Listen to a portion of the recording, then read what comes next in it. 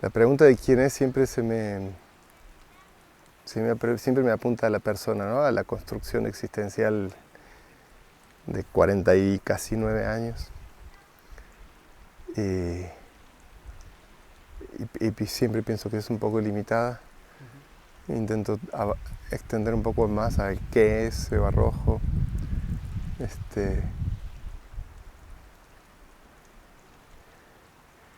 Pienso hoy que es una integridad que procura obedecer lo interno. Y eso va siendo un camino más o menos conflictivo cada vez.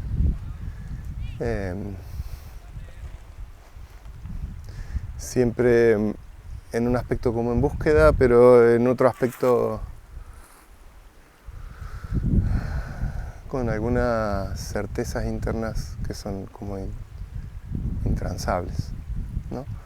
Como ha habido en algún momento un punto desde el que ya sé que de ahí para atrás no puedo volver a ciertas, ni puedo ir hacia ciertas cuestiones por más relatividades que haya en el mundo, ¿no? Por más humanidad que haya. Por ejemplo, ¿qué cuestiones? Hacer lo que quiero, este, sin una escucha profunda, ¿no? De vuelta, como de un mandato interno que tiene que ver con hacer una vida de propósito, con una vida enfocada en dirección, en un camino. Porque sigue existiendo, ¿no? Sí, hay un Sebastián que quizás dice, deja todo y vete de viaje, ¿no? Chao, me voy, agarro la mochila, agarro el motorhome de nuevo y me voy a viajar de nuevo. Y si eso no tiene como trasfondo una función para este propósito, entonces yo siento que atento contra mí, ¿no? Pero cuál es el propósito? Y el propósito podría decirse de miles maneras. El propósito es, a través de una función que es transmitir, extender luz, abrir conciencia, despertar, apretar botones que puedan ser apretados en otras singularidades, en otras individualidades, ¿no? En otros individuos, como colaborar con el grano que pueda hacer que estemos más amplios a nivel conciencial. ¿Y cómo pasa el Seba Rojo circo malabarista a ese lugar? Claro, la pregunta del pretérito, la pregunta de quién viene Claro. allí. Es súper extenso, a ver qué camino se configura ahora en la palabra, ¿no? Porque evidentemente iré tocando algunos puntos del recorrido. A veces siento que obvio algunas cosas por considerarlas comunes, como en su momento. Ahora la cosa está como mucho más desarrollada y estudiada, ¿no? Como hay mucha más comprensión de lo que pueda acontecer detrás de la experiencia malabarística, como, como, como actividad psíquica, como actividad mental en integridad. Digo, cuando digo mental, digo intelecto, emoción, cuerpo, digo todo, ¿no? Espíritu, alma, toda la cosa junta. No creo haber sido consciente en el momento, pero hoy le otorgo una cierta implicancia al hecho de haber decidido, ni siquiera decidido, en su momento fue como una cosa de jóvenes, ¿no? Como, estudiamos plástica, vimos un par de amigos que hacían, los Eufrasios que hacían diábolos, zancos, y nos acercamos. Y enseguida enganché con algo, con las clavas, enseguida enganché, como algo que no pude dejar de hacer. Y hoy digo que eso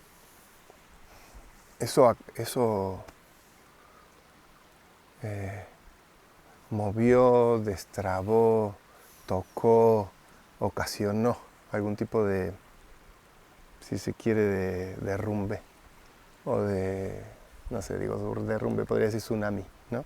Psíquico, que tiene que ver para mí con el hecho de obligadamente tener que dividir y expandir la atención por la demanda de la práctica, ¿no? Si tú te estás moviendo y tienes un objeto volando alrededor tuyo, pues tu atención tiene que estar plena en el momento. Eso, y en paralelo estudiar filosofía, tener mucha inclinación siempre a una vida monástica, si se quiere. Desde niño le decía a mi mamá que yo me iba a vivir a un monasterio, ¿no? Mi mamá se agarraba de los pelos. Quizás ese agarre de los pelos hizo que no lo hiciera, pero finalmente de alguna manera lo hice, ¿no? Una vida malabarística un poco encerrada y siempre metido también en los textos de tradición espiritual y luego de modernidad espiritual y luego de posmodernidad espiritual. Siempre muy lleno de preguntas. Junto a eso, yo pienso que hubo un hecho crucial que fue darme cuenta de que a partir de algunos tropiezos, algunos fallos, algunos errores, algunas acciones que ocasionaron algún daño, empecé a preguntarme por la posibilidad de vivir sin hacerle daño a nadie. Bueno, es como muy largo el recorrido, me doy cuenta que voy como muy lento. Esto yo pienso que, bueno, en cuanto a la conciencia se hace preguntas, empieza a acercar situaciones que puedan dar respuesta, ¿no?, a esas preguntas. Y tarde o temprano, bastante más tarde, porque llevo muchos años, sumo del 2001 al 2005, 2006, 2007, por ahí, 2008.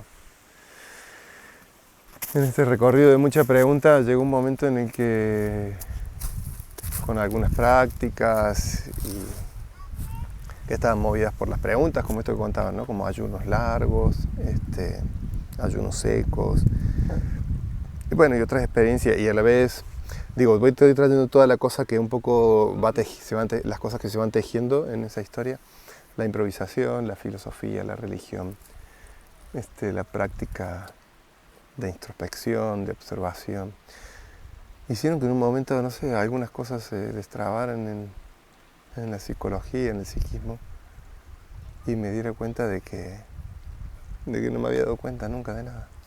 Algo así lo explico como... Y a partir de eso empecé a enfocar un aspecto quizás obsesivo, la obsesión en Sebastián, en establecer eso en una continuidad. Y esto a la vez con la práctica malabarística, con haber hecho un recorrido malabarístico que tenía que ver con hacerme mucho caso a lo que me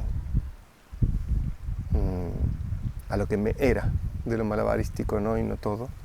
Si bien pasé por muchos intentos de sostener 5 clavos mucho tiempo, o de tratar de llegar a las 7, o de adquirir ciertos trucos, y ¿no? Siempre tuve algunos cuestionamientos en relación a... Bueno, lo que ya se sabe, ¿no?, al momento de a la cuestión de la caída en lo escénico, esta cuestión de la destreza llevado como a una autoimposición, y lo que eso implica a nivel de práctica artística, ¿no?, encerrarse en un resolver la perfección para que no haya fallo, que nunca acepté de alguna manera, nunca pude hacer ese camino, ¿no?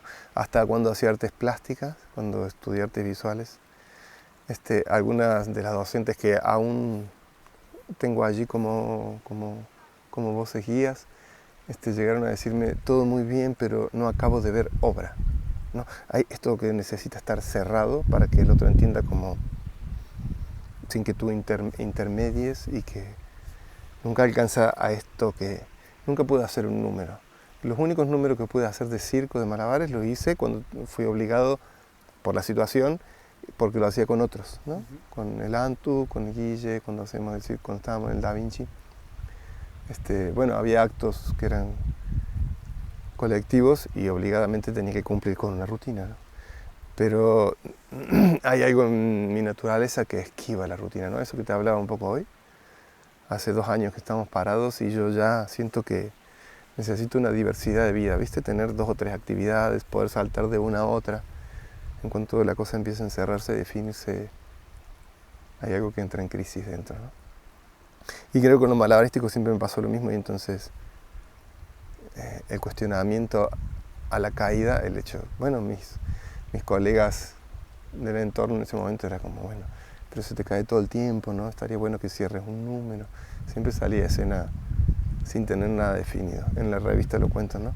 Cuando decidí ir a Europa a dar una vuelta y dije, capaz que me presento, dije voy a hacer un número y no pude cerrar 2 minutos de una canción, ¿no? Secuenciadas. No pude hacerlo. Cuando salí de escena quise hacerlo y falló, y entonces ya la música se fue y yo quedé en ese... Creo que esto lo conocemos casi todos los malabaristas, ¿no? Quedarse cerrado en un truco y terminar el momento y un segundo después decir, ¿cómo no hice esto, no hice esto, no hice esto? Pero la conciencia se encierra ahí, no puede resolver, ¿no? También ahora, bueno, yo estoy viendo cada vez más gente que al final el malabarismo también es una práctica, ¿no? Ahora ha tomado también hasta la vertiente deportiva, incluso la lúdica, ¿no? La de hago malabares igual a niveles que igual hace 20 años eran locuras. Yo tengo un amigo que ahora ha empezado con 33 años a hacer malabares y ya está lanzando 5 pelotas. Ha sido un proceso y o sea, él no tiene pretensión de nada, o sea, es como que para él le parece un ejercicio como interesante y como si hiciera meditación igual, ¿no? Claro. Es una meditación, le llaman una meditación activa, ¿no? Es Sí. una meditación práctica. Y, o sea, como que al final creo que el circo también tiene los malabares dentro del circo, porque al final se ha metido dentro de... O sea, los malabares son una práctica. Y como llaman la atención, se metió dentro de un espacio escénico que era el circo, que era, bueno, vamos a sacar lo que llama la atención a la gente y lo vamos a monetizar. Al final, el circo hay una línea que se puede entender desde ahí. Businessman que toman talento y lo ponen y lo exponen, talento, cosas freaks, ¿no? Al principio. Y la gente paga por verlo, ¿no? Por asombrarse. Entonces hay como la dictadura del número, ¿no? De yo tengo una habilidad y lo tengo que transformar en un número. Eso viene en unas lógicas, pero la práctica en sí misma es mucho más que condensarlo en un número. O sea, a mí me parece como... O sea, resueno mucho contigo porque igual me gusta más entrenar a veces. Era mejor entrenando que compitiendo, por ejemplo. Yo hacía gimnasia, o me gustaba más estar ahí como probando cosas que mostrarlas, porque eran como para mí. Y yo ahí estaba entretenido. Pero claro, siempre hay esa lógica de no, pero tendrás que mostrar, ¿no? Mostrarte, exponerte a ser valorado o reconocido, porque al final es una especie de reconocimiento, ¿no? Toda la gente, creo muchas veces que la gente que sale al final está en un espacio de reconocimiento súper construido para eso, ¿no? Las personas reconocen el talento, se inspiran a través del talento, pero al mismo tiempo la persona que está en escena es reconocido todo el trabajo que lleva hecho para poderlo sintetizar en ese lugar. Así que el circo es un ejercicio de reconocimiento. Bueno, el circo, las artes, el espectáculo en general, de todos con todos, como un código de reconocimiento mutuo.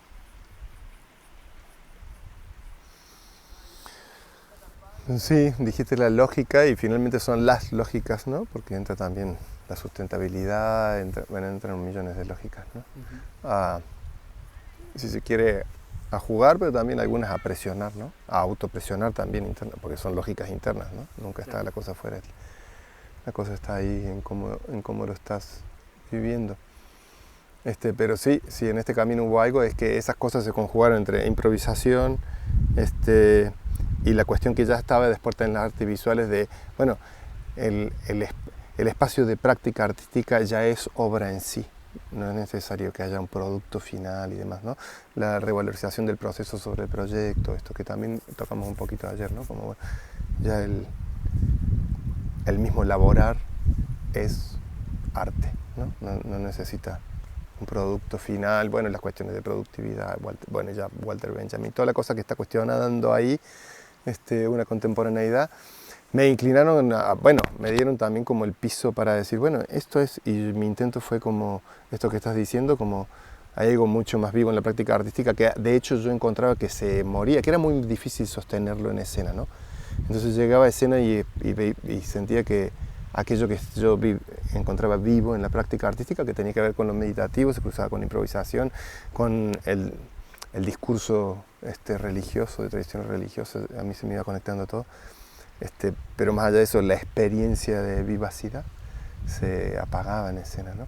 Ante el intento del logro, de cumplir con una forma o de acotarse a un recorrido en tiempo y forma. Hizo que al final, bueno, en verdad muy pronto tomara la decisión por un camino diferente y dijera, yo voy a intentar hacer lo mismo que hago en mi casa en escena. Y empecé a plantearme como pequeños retos, desafíos, ¿no? Como buscaba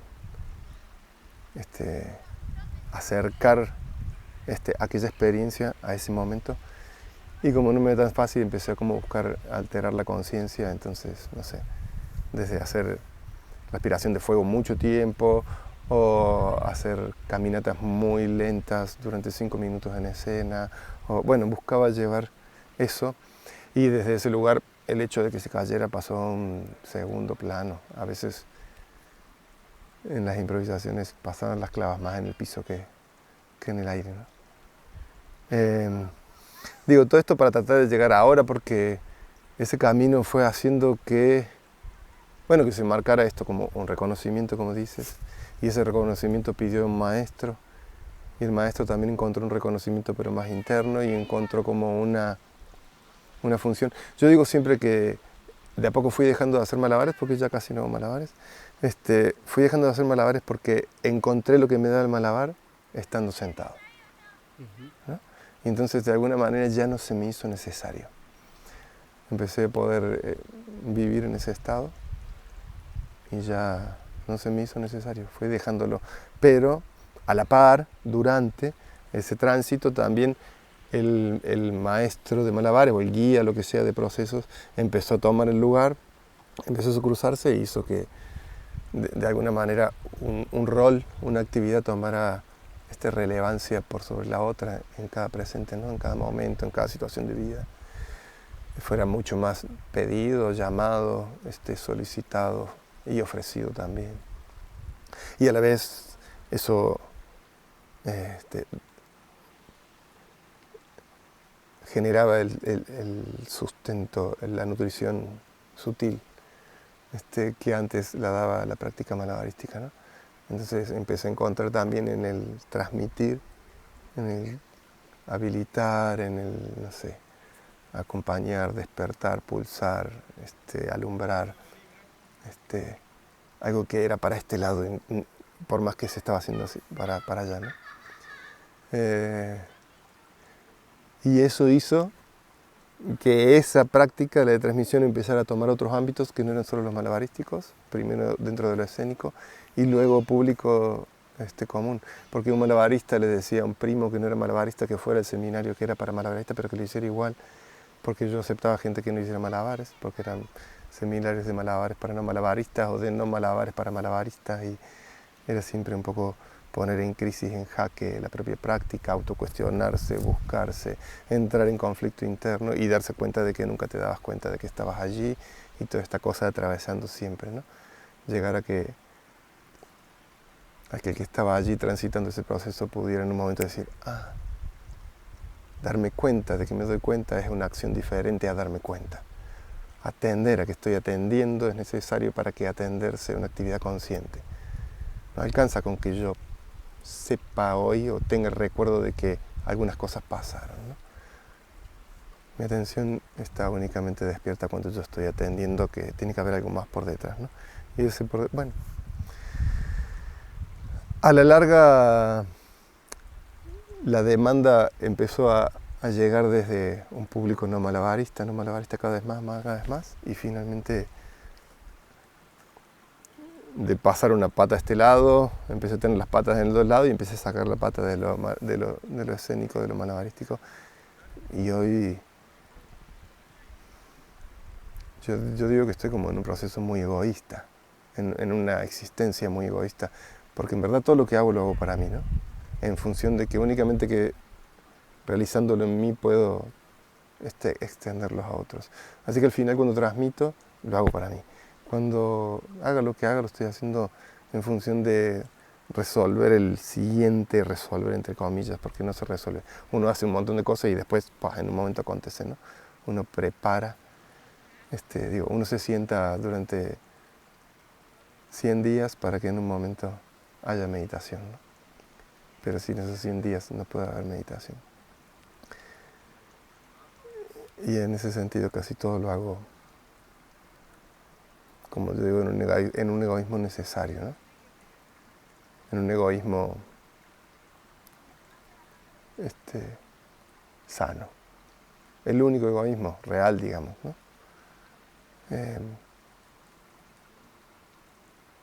Y bueno, y hoy Sebastián se encuentra en ese proceso y guiando otros procesos en función de que nutren su propio proceso, ¿no? Y que obviamente tiene una función, para mí, si se quiere, universal, cósmica, divina, no sé, como siendo una herramienta de algo superior, entre comillas, ¿no? Superior, sí, superior, profundo. Para mí, arriba y adentro son la misma dirección, ¿no? Pero aún sigo vinculado con el circo. Desde la Universidad de Río Cuarto, que hay un proyecto de armar una tecnicatura en artes y ciencias, estoy colaborando allí a armar el plan de estudios, con futuro quizás a formar parte del equipo docente, ¿no? Entonces, sigo relacionado con el circo a la vez, ¿no? Y de otros millones de aspectos también. Siguen estando las clavas en casa y sigo agarrándolas de vez en cuando. Y sigo habiendo un círculo de allegados del arte por todos lados, ¿no? Sí, al final también es como si es a lo que has dedicado gran parte de tu vida, ya forma parte de tu vida, o sea, no puedes dejar de serlo. Sí, o sea, la gente, en realidad yo también quería venir a conocerte, primero porque Isca, o sea, acabaron todos estos mapas mentales en nuestro auto y cada vez que lo desplegamos son como, qué locura, o sea, cuánta información hay aquí. Y la gente como que te reconoce o sabe quién eres tanto en Chile como en Argentina por ahora, que es donde nos hemos movido. Ya tenía esa antigua, o sea, esa aparición que hubo en México, ¿no? De que como que apareció tu nombre ahí. Pero luego, por ejemplo, personas con las que me he encontrado con la misma frase en distintas personas, ¿no? Como que no, es que conocer a Seba Rojo a mí me cambió la vida. Y eso me lo dijo la primera vez Marcelo Troncoso, que es el director de uno de los documentales, es un chico chileno que me dijo que te conociera. También me lo dijo Fere cuando lo conocí en el Vipassana, y que es el que está ahora viviendo en tu casa. Y Vladi creo que también dijo algo similar. Y me suena que alguien más, pero no tengo la cara. Es como que esa frase ha resonado en este año, ¿no? Varias veces. Y entonces era como, bueno, pues, o sea, evidentemente no sé en lo que estás. También me había dicho que ya no estabas tanto en el Malabar, pero era como, bueno, pero al final tienes una influencia en el mundo del circo, al menos en el mundo del circo en el que me estoy moviendo. Entonces, como en ese mosaico de voces, pues me parecía como interesante tener también la tuya, para que, o sea, porque al final yo creo que las personas emergen de un ecosistema. O sea, al final casi como tú estás poseído por un rol. O sea, tú eres más que tú estás como siendo, tú has emergido, o tu rol, tu propia vida o tu propia enseñanza ha emergido dentro de una cultura de gente que igual hay personas que se han especializado más en la técnica, otros más en la gestión, otros, y tú parece como que te has estado como, has llenado un hueco que hacía falta para darle forma a ese plano, a ese mapa, que tiene que ver con estas reflexiones, ¿no? Por tus propias inquietudes, y has encontrado tu camino, que igual si hubieras sido zapatero hubieras encontrado un camino similar haciendo zapatos.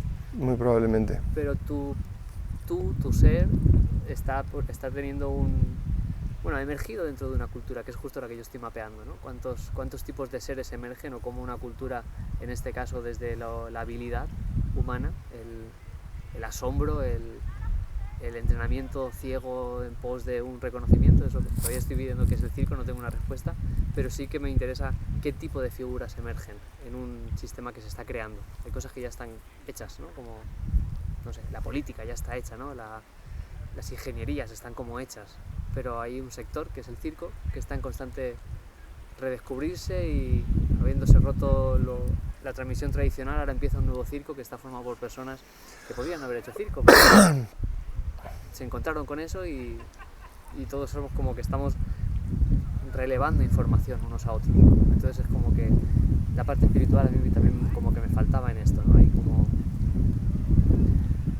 mucha gente que sabe, otra gente que dice que sabe y no sabe, o no sabe tanto como dice que sabe, que es normal, siempre ha pasado. Claro.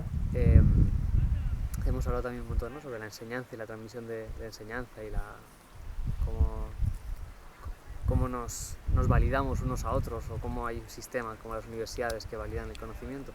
Pero también creo que en cualquier sistema complejo hace falta desde qué lugar ese sistema responde a ciertas preguntas, a las preguntas, ¿no? O sea, como creo que todos los seres humanos acaban preguntándose en algún momento ¿qué más? ¿qué más? Claro, ¿qué hago aquí? ¿Por qué? ¿Para qué? Sí, ¿qué más?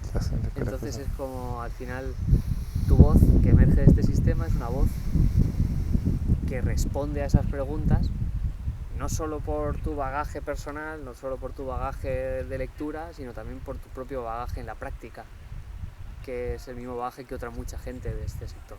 Es como tu voz responde a las mismas preguntas desde un lugar como igual más concienzudo, más aferrado a la respuesta, ¿no?, a la pregunta, al camino de recorrerla. Pero creo que es importante esa voz también. Sí, pero es que no es una voz de lectura, es una voz, sí, también de lectura, pero es que es la voz de la lectura hecha experiencia, ¿no? Yo pienso que es eso lo que hace al poder de la palabra también, ¿no? Es decir, yo dije, sí, bueno, está toda esta lectura, pero toda la pregunta que atraía el espectro de lectura, finalmente encontró una respuesta, ¿no? Encontró como una claridad, una comprensión que a la vez se unía, es como si hubiera venido a responder algo que yo empezaba a hacer hacia afuera, ¿no? Como si vas a hacer esto, entérate de esto, ¿no? Una cosa así fue lo que empezó a acontecer, como si empezaran a acomodarse las piezas del Tetris en un momento, pero a la vez que, y yo siempre digo esto también, a través de la realización de la cosa. A nivel físico las cosas funcionan de una manera y pensamos que uno tiene que estar, y todo el sistema educativo o tradicional responde a esta lógica, que es que tienes que estar preparado para para realizar algo. Y a nivel espiritual la cosa funciona al revés. Es cuando tú arriesgas y empiezas a realizar aquello que sabes que tienes que hacer, que la información te llega para que lo hagas, porque siempre estuvo allí la información. Entonces hay necesariamente una toma de riesgo para que la cosa acontezca a nivel interno. Y creo que eso lo hice como sin elaborarlo intelectualmente como lo estoy diciendo ahora, ¿no? Simplemente como, bueno, yo voy a ir así por más que después tenga que quedarme encerrado en mi casa sufriendo, ¿no? Porque allá afuera no está funcionando, ¿no? Porque no es el tiempo quizás para esto, ¿no?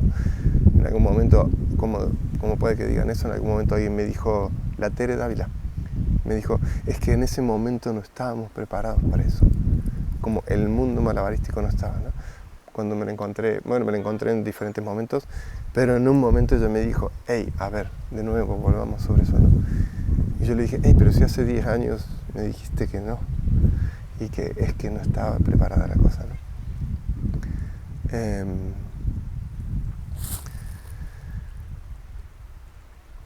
Creo que sí responde también como a un momento histórico del entorno, como decías, del circo, ¿no? Para mí, como dije hace un tiempo, el circo desde hace 10 años al menos, quizás más, pero según la región del planeta, ¿no? Responde a una necesariedad. Para mí la palabra necesariedad es mucho más acertada que necesidad, porque me habla de un espectro mucho más amplio que lo personal.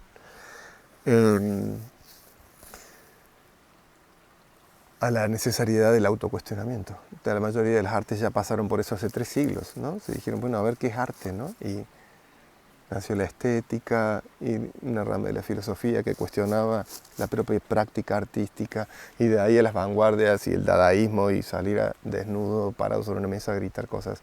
Digo, era plástica, ¿no? Era el cuestionamiento de la academia, de muchas cuestiones, ¿no? Y que tienen que ver con la pregunta de, bueno, ¿qué es qué? ¿No? Y que el circo lo está viviendo en este tiempo, ¿no? O que lo ha vivido en este tiempo en el que decimos, bueno, el circo contemporáneo.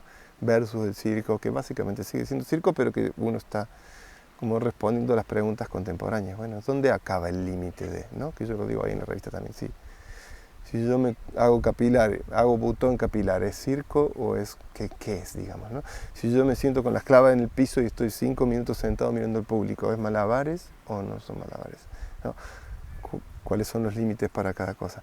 Más allá de lo que se resuelva, que no es lo importante, el momento de la pregunta, y creo que el haberme... Todo es para mí una falacia, es decir, haberme permitido no fue un acto consciente, no existe como una actividad consciente, no fue una actividad consciente. Es difícil decir que haya yo hecho algo, ¿no? Las cosas fueron aconteciendo y gracias quizás a una herencia de vidas o a algo que se traía de mucho proceso previo, digo, de vidas anteriores, hacen que ante una encrucijada uno tome la dirección acertada, si se quiere, acertada para el tiempo y el momento, porque no es más que eso, ¿no?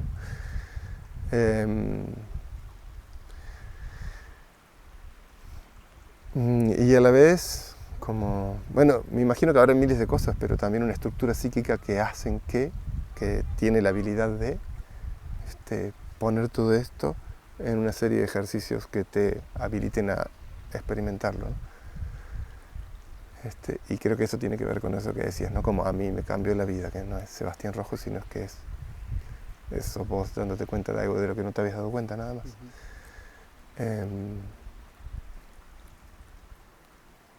Es una suerte y es una no suerte. Claro.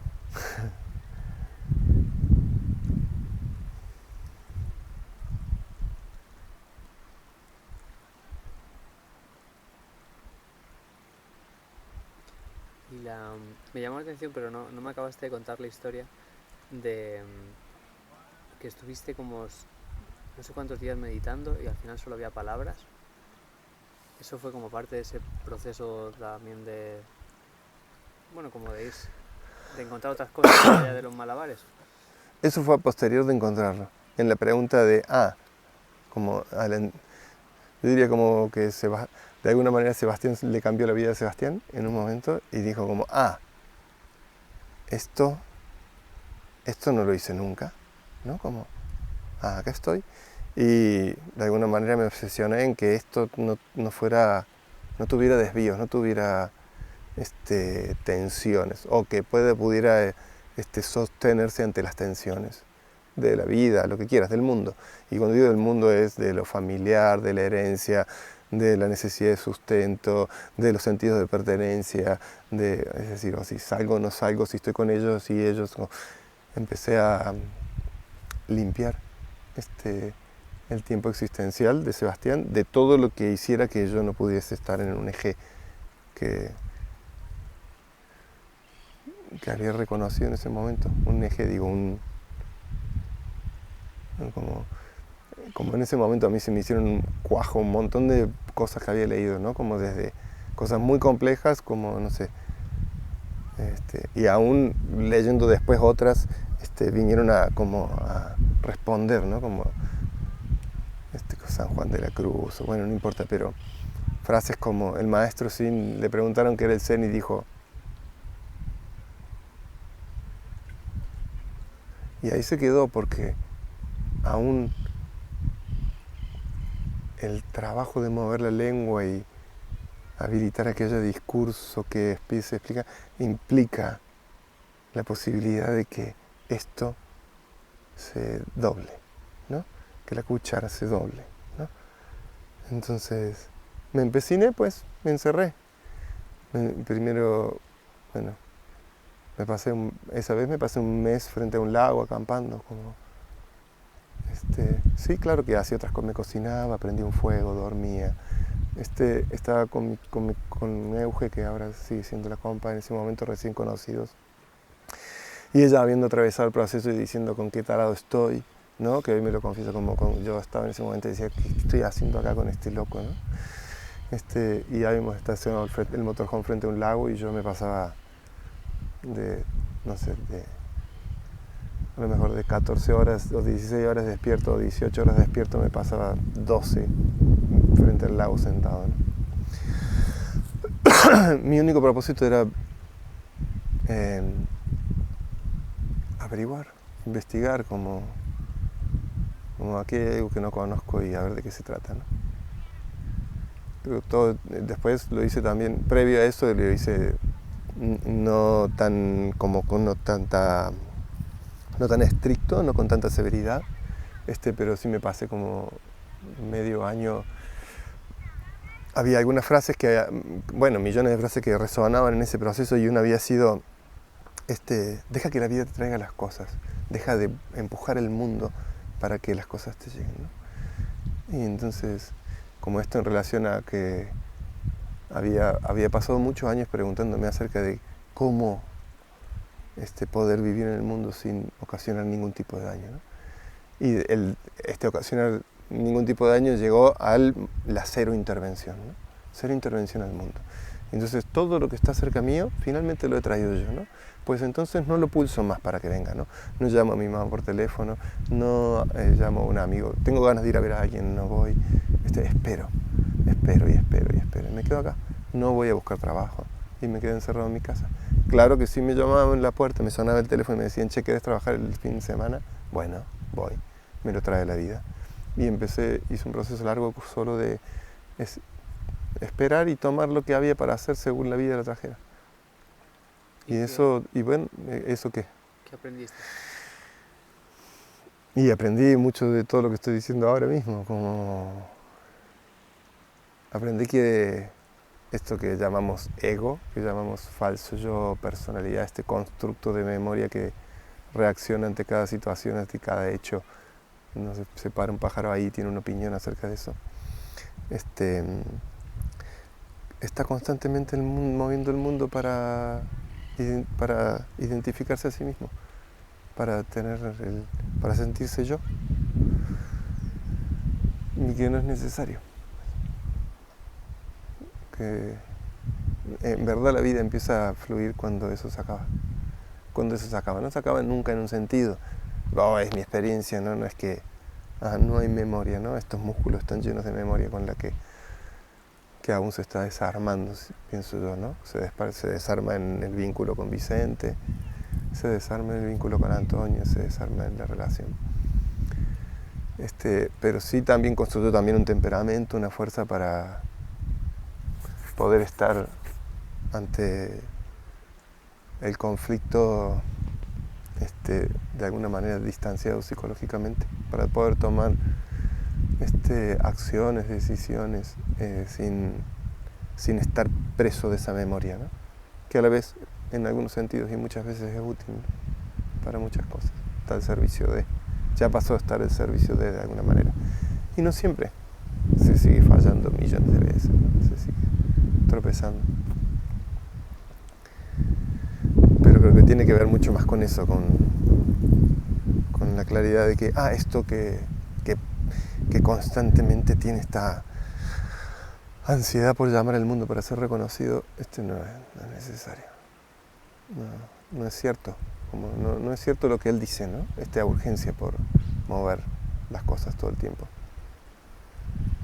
este vértigo que genera a nivel sensaciones él, con tal de que uno no pueda detener el cuerpo, detener la palabra, detener.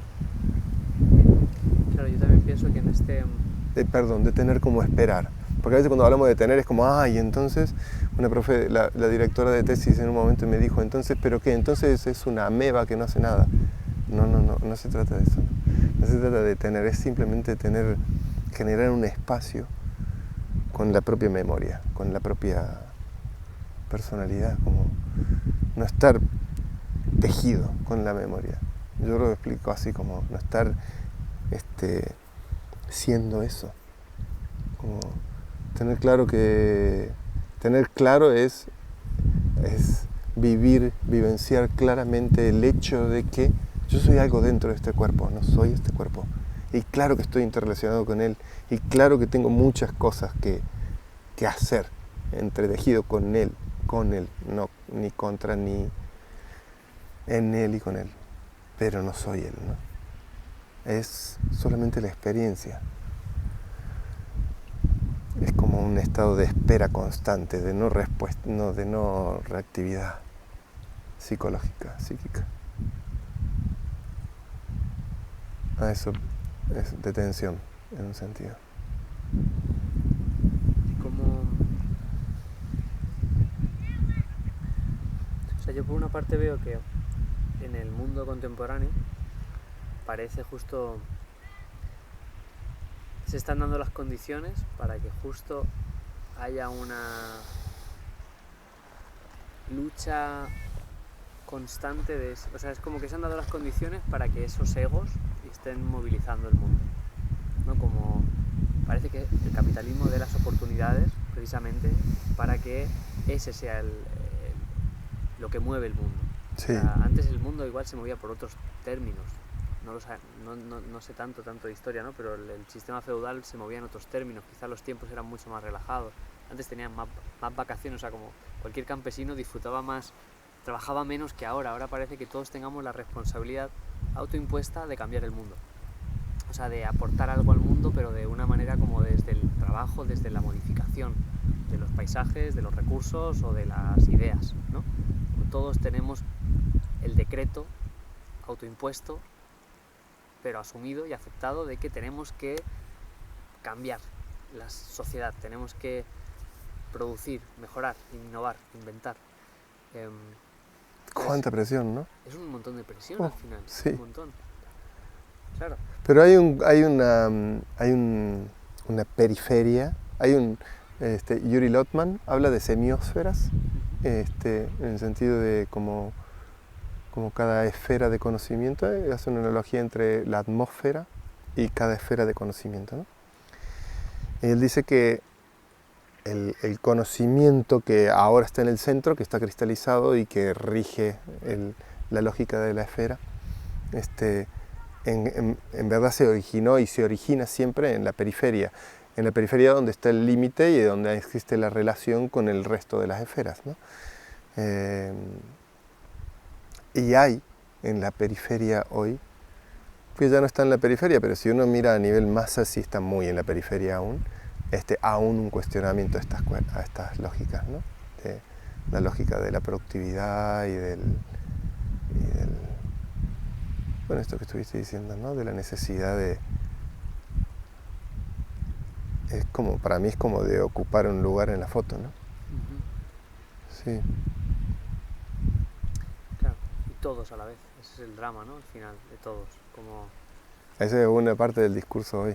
Claro. Pero que no es tan cierta, ¿no? Todos a la vez.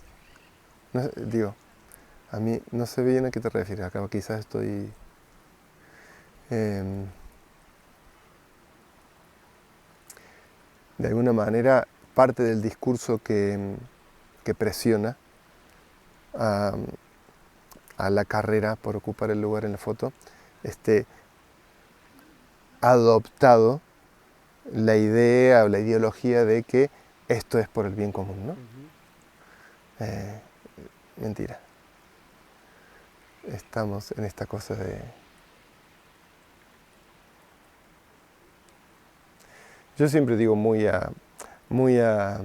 esto quizás lo puedas quitar de la entrevista, ¿no? Porque puede poner a Sebastián en un lugar de encrucijada muy grande, no importa, pero yo siempre digo que esta idea de cada quien tiene su propia verdad es una de las últimas mentiras, porque no puede ser. O sea, si es la verdad y en todo caso cada quien llegará, pero cuando la encontremos, cada quien nos vamos a reconocer allí como, era la misma, ¿no? Siempre fue la misma, porque si no es verdad es mentira. O sea, es contra el mismo concepto, ¿no? No puede haber múltiples verdades. Claro que puede haber múltiples visiones, percepciones, maneras de entender, todo lo que quieras, 1.000.000.000 de singularidades, miles de millones de singularidades, pero la verdad tiene que ser una, ¿no? Pero el haber asumido eso como una verdad, cada quien tiene su propia verdad, ha habilitado que cada quien haga lo que quiera realmente y en verdad va volviendo cada vez el mundo más separado, ¿no? Porque yo hago así y si a ti no te parece, pues... Claro. ¿no? Y yo soy dueño de esto, de todo esto, como hago como quiero, ¿no? Porque es mi derecho a la vez, ¿no? Hay un gran riesgo en eso, no sé a dónde vayamos a acabar. Para mí el camino sigue siendo el inverso, es ceder todo eso que llamas verdad, para cederlo. Hay que sacrificar la propia vida, hay que devolver lo que no es de uno. Yo digo, esto no es mío, esto es de la tierra, esto es de la tierra, que toda esta nube de pensamiento que está moviéndose alrededor de mi cabeza, en verdad es nuestra, no es mía, es de toda la humanidad, es de un proceso evolutivo, histórico, gigante. Digo, nada de todo esto es mío. Finalmente el único camino es devolverlo, ¿no? Es como... Devolverlo es la sumisión, y me gusta la palabra sumisión porque tiene una relación con la palabra sumisión a una obediencia interna, ¿no? No estoy hablando de una relación de poder a lo Foucault, ¿no? No es un algo externo que me obliga a mí, que me impone a mí, es algo que por comprensión yo digo, yo me atengo a esto, ¿no? Me asumo y me vuelvo como obediente a esto. Obediente es una palabra muy católica, ¿no? Y hoy el discurso cristiano está muy maltratado, pero hay palabras como muy útiles en la tradición cristiana. Sí, pero al mismo tiempo también se está hablando ahora de, ¿no?, los términos estos de como el Byung-Chul Han o los nuevos filósofos que ya son después del postmodernismo, que hablan precisamente de que antes, o sea, si Foucault hablaba de la biopolítica y de los controles externos hacia el individuo, ahora en la sociedad en la que estamos, todos, o sea, el control es autoimpuesto. Todos son, ese de ser tu propio jefe, la frase de ser tu propio jefe es como, básicamente es como ser esclavo de ti mismo, pero no eres de ti mismo, es de un sistema y unas inercias, claro, que te obligan a ser esclavo de ti mismo. O sea, la moralidad, la explotación como moralidad, la autoexplotación como moralidad, ¿no? Como valgo lo que produzco, o sea, no soy lo que soy lo que hago, y lo que hago solo vale en cuanto a lo que produzco. Entonces son como la cascada de las tres lógicas, ¿no? Las consecuencias que hay ahí son esclavitud del siglo XXI, que creo que todos estamos, por eso hay tanta tristeza al final, porque estamos viviendo una vida de esclavos autoimpuesta. Y es que eso a nivel psicología, a nivel psiquismo implica siempre un cada vez más afuera. O sea, desde afuera hacia adentro podrías pensarse yo soy porque tengo, yo nada, ¿no? Y esto es como una capa es un proceso de interiorización, ¿no? De desidentificación. Desidentificación es yo no estoy siendo parte de la película que proyecto, ¿no? Qué difícil. Y pero eso es como, a nivel conceptual es muy difícil, pero a nivel experiencial, que te toque no es tan difícil. Es difícil a nivel concepto porque la elaboración, la elaboración discursiva que intenta expresar la experiencia, se enrieda porque no puede expresarla, pero es tan simple como lo que venimos hablando, ¿no? Cuando tú estás aquí, pues haz lo necesario para que eso no tenga fluctuaciones. Lo necesario. Ahí entra el problema, porque uno quiere ser en función de lo que logra, ¿no? Del producto. Y bueno, y entonces tienes que saber qué quieres. Esta es una de la primera pregunta que dura bastante en el proceso. ¿Pero qué querés? ¿No? Porque al finalmente sí yo quiero, pero en verdad quiero, no puede ser. La mayoría de las cosas están en contradicción y en oposición interna. ¿No? Sí, yo ahora estoy mucho en esa pregunta, en qué quiero. Y, por ejemplo, todo este proyecto, ¿no? Pero como, ¿para qué estoy haciendo esto? ¿Qué es lo que quiero con esto? No es lo que quiero dar, sino qué es lo que quiero en general, ¿no? O sea, No tengo respuestas no medio frikis. Desde la tradición cristiana hay una manera de expresarlo. Yo no lo digo lo que voy a decir no está inscrito en ningún libro de tradición cristiana, pero es una manera de expresarlo que tiene que ver con invertir la voluntad. Para mí es un proceso de inversión. Todo se trata de un proceso de inversión, de estar perdido a estar despierto, ¿no? De estar desaparecido a estar realmente siendo una cosa, de vivir distraído a vivir atento, siempre un proceso de inversión. Y el final del proceso de inversión es el de la voluntad. Y la última pregunta correcta, la única, a mí digamos, es algo que se me dijo, no es algo que yo haya elaborado, ¿no? Como cuando lo logré hacer se me dijo desde arriba, por fin la pregunta correcta, ¿no? Y es, ¿qué quieren que haga? ¿Qué quieres que haga? Porque esa es la inversión de la voluntad, es por fin el doblegarse del ego, entre comillas, ¿no? Es la sumisión, es la rendición, entre comillas, ¿no? Palabra más cristiana. Rendirse a una voluntad superior que trasciende el interés personal, el deseo personal, la importancia personal. La importancia personal, y ahí yo conecto con chamanismo enseguida, ¿no? La consideración, la autoconsideración. ¿Estás dispuesto a todo? ¿Estás dispuesto a todo por algo mayor?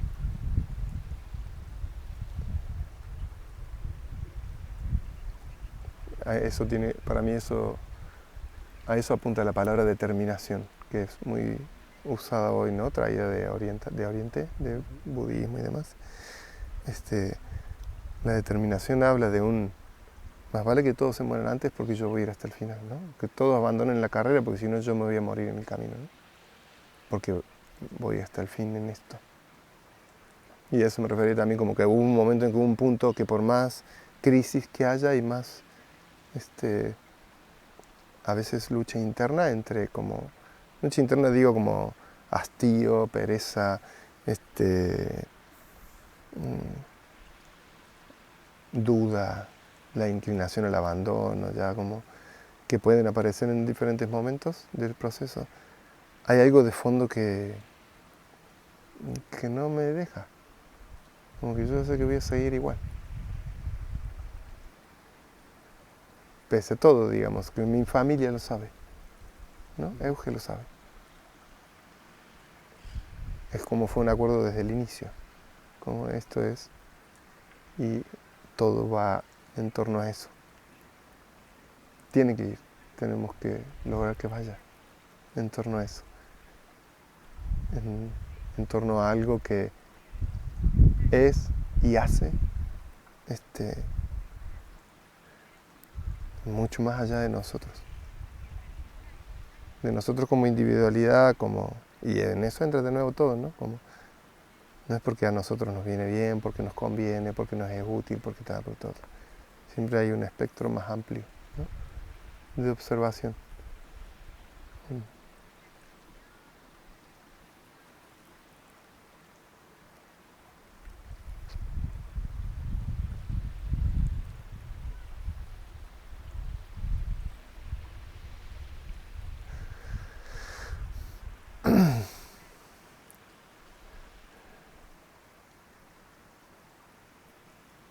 ¿Y cómo...? O sea, porque al principio también estos encuentros que hacías de encuentros o retiros no malabarísticos, ¿no? Tienen también mucho que ver con la improvisación, pero la creación al final. Son como herramientas de creación o para creadores. No sé bien cómo era el enfoque, pero, por ejemplo, estoy mezclando ideas, pero a ver si puedo llegar a sintetizarla en una pregunta. Recuerdo una vez alguien me comentó que en Francia hablan de ya el nuevo circo está tan pasado de rosca en lo creativo que se habla de la dictadura de lo creativo, ¿no? Como se está incluso volviendo a las estéticas del circo más tradicional porque ya se habían como pasado de cosas creativas, ¿no? De la creación absoluta, según su punto de vista, que siempre es muy parcial, ¿no? O sea, la máxima creación que se pueda salir de Europa, por ejemplo, es la que nace de un contexto que es Europa. O sea, nada que ver con lo que pasa en China, nada que ver con lo que pasa aquí. La creatividad se expresa en cada lugar de maneras distintas. Pero al final yo sí pienso que los procesos creativos, artísticos, sí tienen algo de reflexión, o sea, sí que también están respondiendo a preguntas, como la creación escénica o la creación artística no la hace todo el mundo. No, o sea, sucede en ciertas personas que tienen como esa sensibilidad o esa conexión.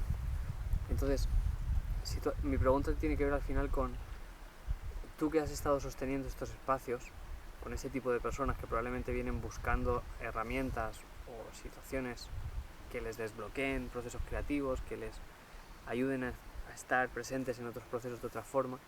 O sea, ¿qué tiene que ver la creatividad con todas estas preguntas que estamos aquí elaborando? Pues cuando empezaste a hablar para elaborar la pregunta, enseguida me vino como lo primero.